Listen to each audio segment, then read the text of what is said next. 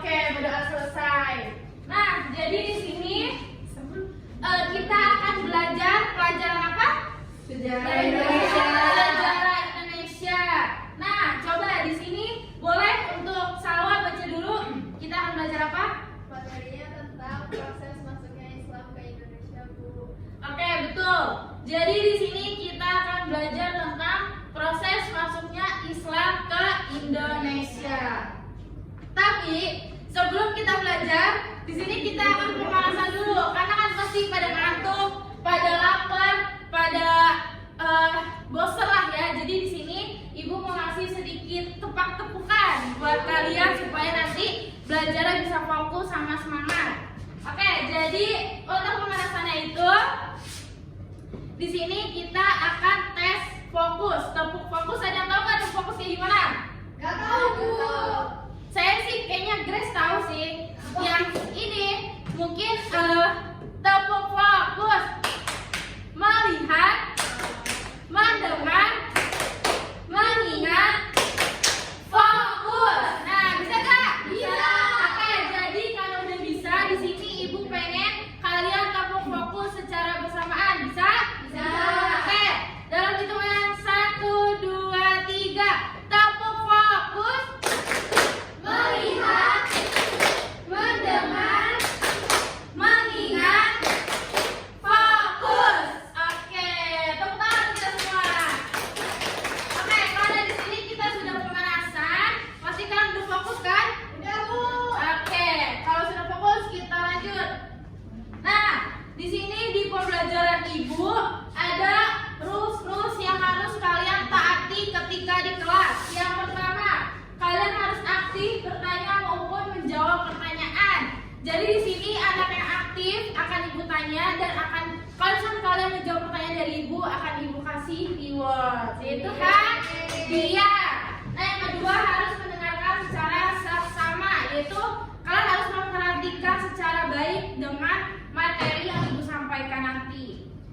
Lalu yang ketiga boleh nyemil, nggak apa-apa. Yang mau makan nasi padang, ayam geprek, makan nastar, makan beng-beng boleh, asalkan jangan tidur, nggak boleh tidur.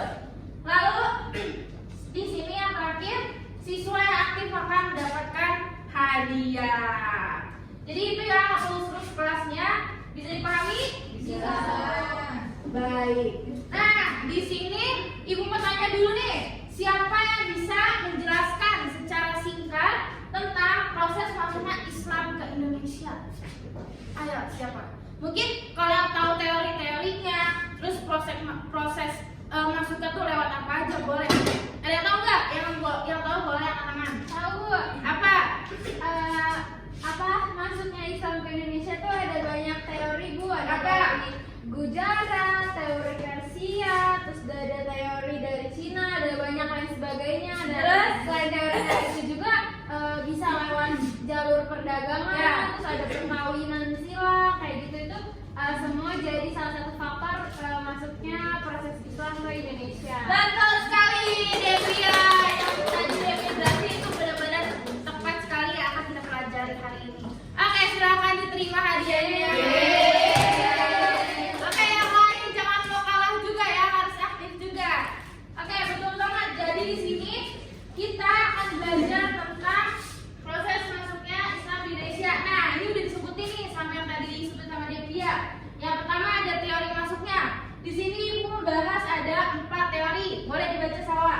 Teori masuk Islam ke Indonesia. Yang pertama itu teori Gujarat, yang kedua teori Persia, yang ketiga teori Cina, dan yang terakhir teori Arab.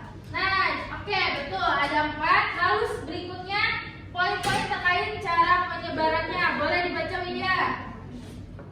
Cara penyebarannya yang pertama ada perdagangan, yang kedua perkawinan, yang ketiga itu ada pendidikan, yang keempat ada kesenian, dan yang terakhir ada politik. Oke, terima kasih. Nah, di sini kita masuk ke teori masuknya terlebih dahulu ya. Teori masuknya. Yang pertama nih, kita kan tadi udah disebutin ya sama-sama ada teori Gujarat. Di dalam teori ini tuh dikemukakan nih oleh seorang ilmuwan Belanda yang bernama betul, J.P. Jinarko. Nah, di sini tuh dalam teori Gujarat ini dia tuh beranggapan bahwa Islam dan kebudayaan yang dibawa oleh pedagang dari daerah Gujarat atau India yang melewati Selat Malaka pada saat itu. Nah, di dalam teori Gujarat ini itu juga menjelaskan bahwa Islam ini tuh secara masif berkembang di Nusantara sekitar abad ke-13 Masehi, yaitu melalui kontak para pedagang dan kerajaan Samudra Pasai yang menguasai Selat Malaka pada saat itu. Nah, di sini ada foto nih. Ini foto apa? Makam gitu ya, atau kuburan. Di sini itu juga dalam teori Gujarat ini diperkuat dengan adanya penemuan makam Sultan Samudra Pasai atau Malik As-Saleh. Jadi di teorinya itu diperkuat dengan ini ya, penemuan makam Malik As-Saleh. Next, kita ke teori berikutnya, teori Persia.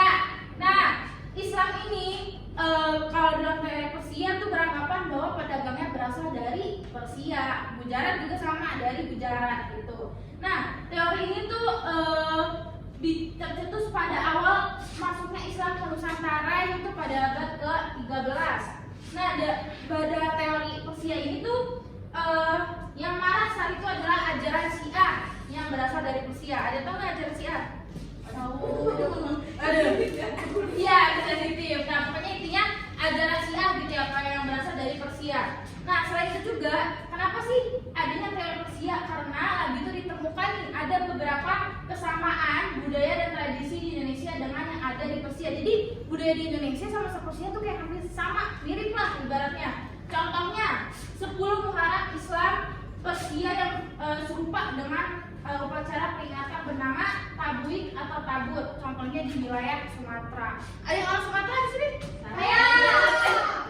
Banyak banget orang Sumatera. Jadi ini ya contoh adat yang mirip dari Persia, dari Sumatera. Next, di sini ada teori.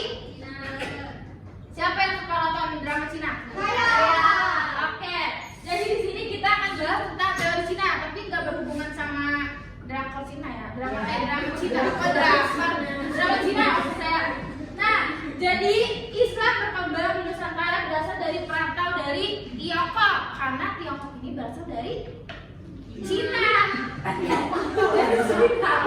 Yaitu pada masa budaya ini si etnis Tiongkok ini tuh berbaur gitu sama penduduk Indonesia melalui perdagangan, lagi-lagi perdagangan dari Gujarat, Persia, Cina, itu tuh semuanya perdagangan.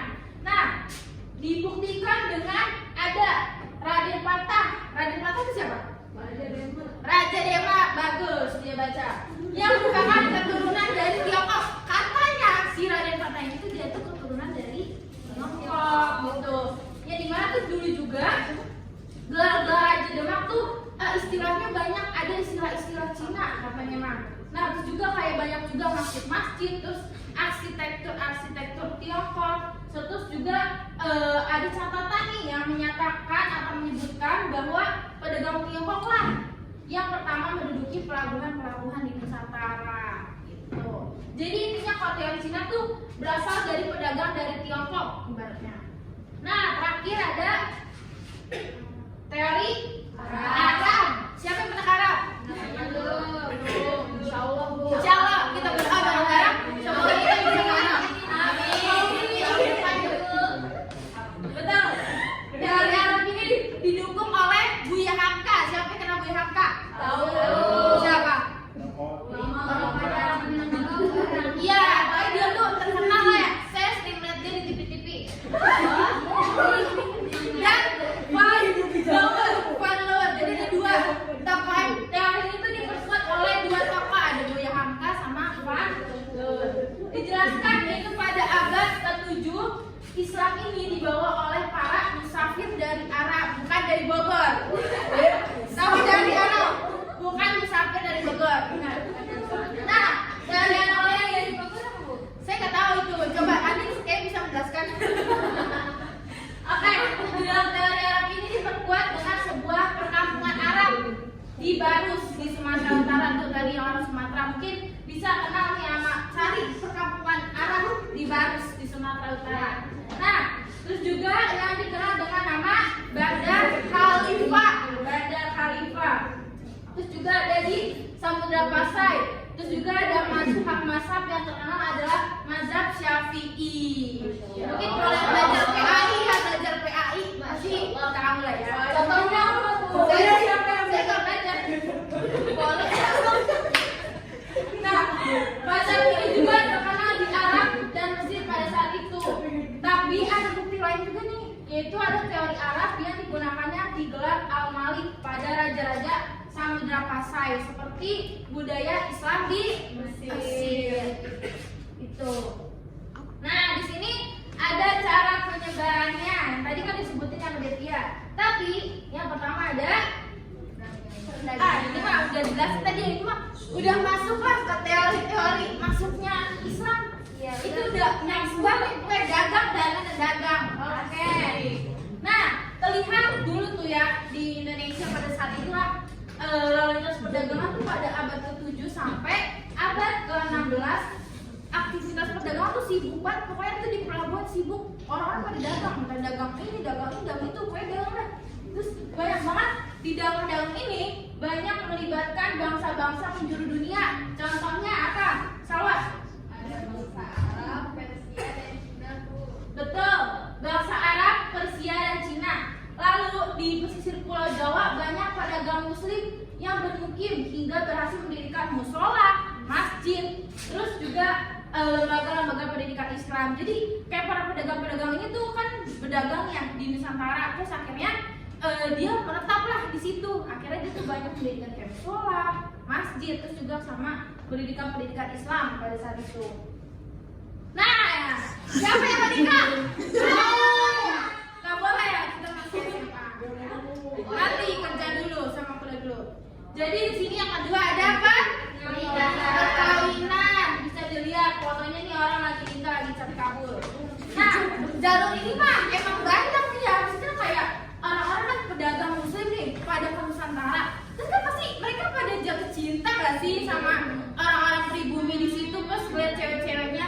Tapi pada saat itu kan Islam belum banyak yang beragam Islam lah, cewek-ceweknya ataupun cowok-cowoknya. Jadi orang-orang pada saat itu kalau misalkan mau nikah yang emang dia orang Islam, berarti si ceweknya harus Islam dulu. Iya, malah. Jadi nggak boleh pacaran beda agama. Nggak boleh. Jadi harus salah satunya yang wajib. Ibu, teman saya tuh kan mau punya pacar. Oh iya, siapa tuh dia? Siapa ya? Nah, coba nanti bilangin teman kamu ya. Nah, makanya tuh banyak banget putri-putri bangsawan tertarik menjadi istri para pedagang. Kan dulu kalau dagang-dagang itu banyak gitu ya. Kalau sekarang pasti yang nggak mau nikah sama orang kaya gitu. Oke, next. Nah, di sini ada pendidikan. Gambarnya ada tuh bocah-bocah pada lagi ngaji gitu ya. Nah, jadi tuh dulu di pesantren atau pondok-pondok mulai tersebar. Jadi dulu tuh banyak pondok-pondok atau pesantren gitu ya, yang dimana tuh diajari oleh para ulama, terus guru, kiai, bukan Gus Miftah ya. Nah, dari situ tuh mendapat pengetahuan dari seorang guru. Nah, gurunya ini siapa? Ulama, terus kiai aja sekarang. Nah, mereka tuh kembali ke kampung halamannya setelah misalkan si Salwa kan tuh belajar nih sama si kiai, sama si ulama. Kan udah dapet nih ilmu Al-Quran, ilmu apa segala macam. Terus si Salwa balik lah ke kampungnya di Sumatera. Ya udah, si Salwa menyebarkan Islam di kampungnya tersebut. Masuk. Jadi gitu ya, setelah dia mendapatkan ilmu, maka dia lalu menyebarkan ilmu tersebut di kampung masing-masing gitu. Jadi Islam lah akhirnya berkembang. Nah, ini ada politik. Intinya kalau politik itu contoh, misalkan seorang raja itu dia Islam. Nah, otomatis rakyat-rakyatnya atau kayak para masyarakat yang mengikuti rajanya dong, karena kan bisa dibilang kayak raja tuh kayak panutannya nih, dia keren banget, aku kayak keren banget, gue pengen ikutin dia. Pasti kayak gitu dong. Nah, jadi di sini di politik tuh intinya semacam hal itu ya. Jadi seorang raja tuh sudah masuk Islam, terus akhirnya rakyat rakyat kerajaan tersebut akan berbondong-bondong mengikutinya. Dengan begitu, dapat dikatakan bahwa Islam juga disebarkan melalui jalur politik. Nah, oke, tapi di sini saya mau recall dulu terkait materi yang udah saya jelasin tadi. Nah, yang menjawab akan mendapatkan hadiah. Coba, ada yang bisa menjelaskan nggak tentang teori Persia? Persia. Boleh ya, sekian ada tadi. Teori Persia menyatakan kalau Islam datang dari Iran atau Persia dulu. Ya, terus? Udah itu dong. Oke, nggak apa-apa. Yang penting dia sudah berani. Beri aplaus untuk Miskinan. Silakan diterima hadiahnya. Makasih Bu. Oke, sekarang saya mau nanya tentang gimana sih Islam masuk ke Indonesia melalui jalur pendidikan? Pendidikan. Iya. Belajar, Bu. Lah iya lah, belajar. Iya. Ya, kamu udah. Belajar, Bu, sama kiai, ulama, ustadz. Terus nanti kita pulang ke kampung halaman kita. Gitu. Iya, betul. Dan akhirnya menyebarkan lah yang kita pahaminya. Ya, silakan diterima. Terima kasih, Bu. Ganti kaum. Oke, di sini ada dua lagi. Saya mau nanya lagi nih, masih ada dua.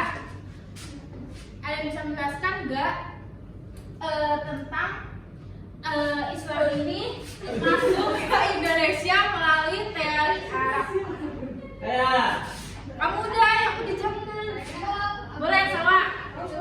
Itu menyatakan bahwa Islam itu masuk lewat jalur perdagangan dan perdagangan itu berasal dari Arab. Oke, betul sekali. Oke, di sini masih ada satu lagi. Saya mau nanya, ada yang bisa menjelaskan nggak tentang Islam masuk ke Indonesia lewat perkawinan? Tadi saya udah jelaskan. Bu, Gak boleh, kamu udah jawab. kawin lah. Kamu udah jawab. Yang belum jawab.